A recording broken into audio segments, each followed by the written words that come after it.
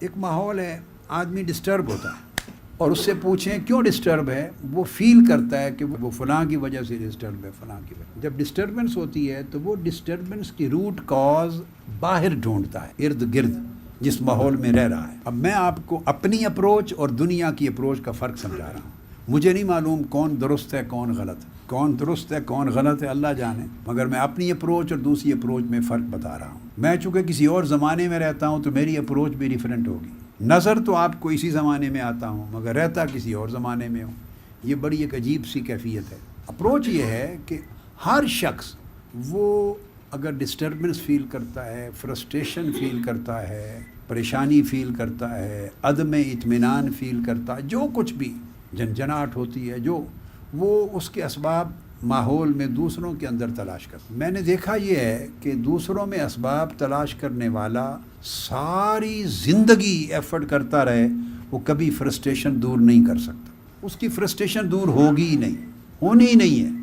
یہ پتھر پہ لکیر ہے، 2 + 2 4 کی طرح۔ میری دانش میں اس نے تشخیص ہی غلط رخ پہ کی ہے، وہ کبھی دور نہیں ہوگی۔ اب آپ پوچھیں کہ وہ پھر فرسٹریشن کی روٹ کاز کہاں سے تلاش کرے؟ اس کی روٹ کاز اس کے من میں ہے، اندر، باہر کوئی نہیں۔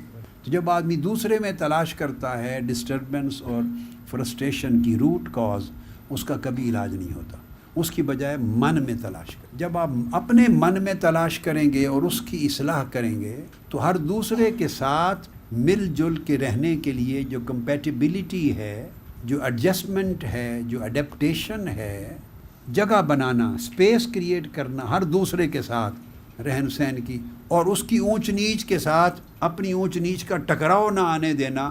اس کی اونچ ہو گئی ہے تو آپ نیچ کر کے ایڈجسٹ کر لیں، آپ کی اونچ ہو گئی ہے تو وہ بھی اسی طرح سوچ رہا ہے، وہ اپنی نیچ کر کے ایڈجسٹ کر لے۔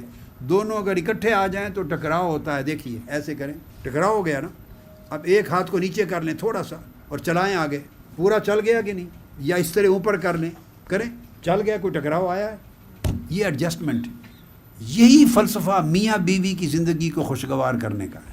شادیاں جب ہوتی ہیں تو شوہر کسی اور ساری ان خوبیوں کے ساتھ آتا ہے، بیوی کسی اور طرف سے آتی ہے، ٹکراؤ۔ کوئی بھی زندگی جہاں 2 افراد یا 2 سے زائد افراد آپس میں انٹریکٹ کرتے ہیں، اس میں خوشگواری پیدا کرنے کا اصول ہی ایک ہے، یا یوں یا یوں۔ یہی کولیگز میں ہے اور باہمی جہاں بھی کوئی رشتہ ہے۔ مقصد بات کا یہ ہے کہ یہ ایک سائنس ہے۔ ایک تو میں نے پہلی بات کی کہ ایک فیملی بن کے رہیں، مشکلات اور خوشیاں سب جوائنٹ ہو جائیں۔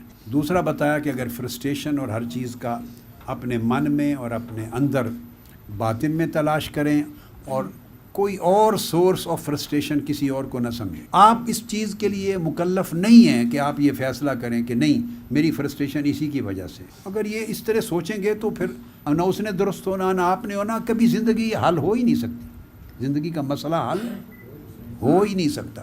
آپ پوچھتے ہیں نا اس کا حل کیا ہے، تو اس سمت جائیں گے تو حل ہی نہیں ہے۔